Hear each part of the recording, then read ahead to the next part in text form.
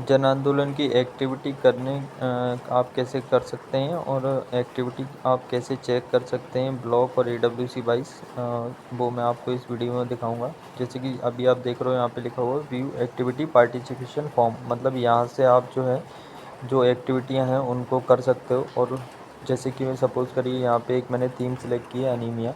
Anaemia में आप देखोगे तो यहाँ पे मुझे ब्लॉक लेवल पे करनी है या AWC लेवल पे, ये सिलेक्ट करना होगा। अब मैं AWC लेवल पे करूँगा तो मैं AWC सिलेक्ट कर लेता हूँ। अब मुझे जैसे कोई भी एक AWC में करनी है तो मैंने उसमें AWC सिलेक्ट किया है। अब यहाँ पे एक्टिविटी बताई गई है मुझे, इसमें से मैंने कोई भी एक एक्टिविटी सिलेक्ट कर ली है।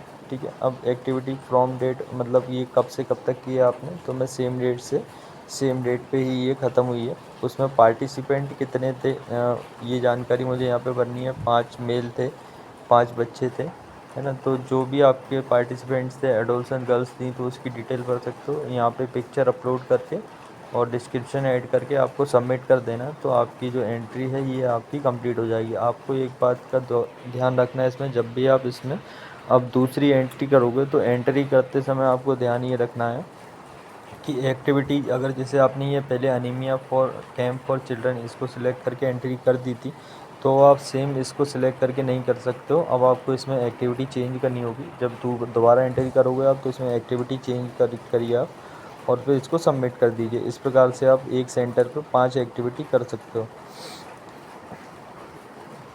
इसके बाद आपको चेक करना है कि आपने जो एक्टिविटी की है वो रिफ्लेक्ट हो रही है नहीं। तो इसके लिए आपको यहाँ पे 3 डॉट दिए गए हैं ऊपर, 3 डॉट पे क्लिक करते हैं जब आप, तो यहाँ पे आपको 2 ऑप्शन दिखते हैं, व्यू एक्टिवेशन पार्टिसिपेशन डेटा, आपको इस पर क्लिक करना है। जैसे ही आप क्लिक करोगे तो यहाँ पे आपको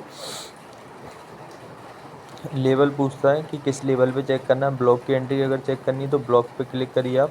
उस पर नीचे आप देखोगे तो ये ब्लॉक की एंट्रियाँ जो हुई हैं वो उसका डेटा आ जाएगा। और इसको यहाँ से अगर आप डाउनलोड करना चाहो तो डाउनलोडिंग का ऑप्शन आ रहा है, इस बटन पर क्लिक करके आप डाउनलोड भी कर सकते हो। अब हमारे पास जो एक्टिविटी होती हैं वो AWC लेवल पे ज़्यादातर होती हैं, तो इसमें हम AWC लेवल सेलेक्ट कर लेते हैं। अब मुझे पर्टिकुलर अगर एक AWC पे चेक करना है तो मैं एक पे क्लिक करके चेक भी कर सकता हूँ, और अगर मैं पूरा का चेक करना चाह रहा हूँ तो मैं सभी पे ऑल पे क्लिक कर दूँगा। अब मैं ऑल पे क्लिक करूँगा तो यहाँ पे मुझे दिख रहा है 7/9/2024 2:13 तक जो भी एंट्रीज हुई हैं उसका काउंट आ रहा है ये 1031। ये जो एक्टिविटी हैं 1031 ये सिर्फ आज की 7 तारीख का एक्टिविटी का काउंट है।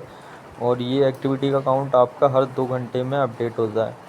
उसके बाद आप देखोगे पर सेंटर पे नीचे कितनी एक्टिविटी हुई है ये आपको दिख जाएंगी। और अगर आपको प्रीवियस डेज का देखना है, पुराने दिनों का देखना है, जैसे कि 6 तारीख 5 तारीख को कितनी एक्टिविटी हुई थी, तो ये डाउनलोडिंग का ऑप्शन दिया गया है। इस पर डाउनलोडिंग का आप जब क्लिक करते हो तो यहाँ पे आपसे डेट आ जाती है 6 तारीख 5 तारीख 4 तारीख 3 तारीख, जिस भी अभी आपको डाउनलोड करना है आप इस पर क्लिक करेंगे और इसको डाउनलोड करके आप एक्सेल पे देख सकते हैं कि इस तारीख में इस सेंटर पे कितनी एक्टिविटी हुई थी।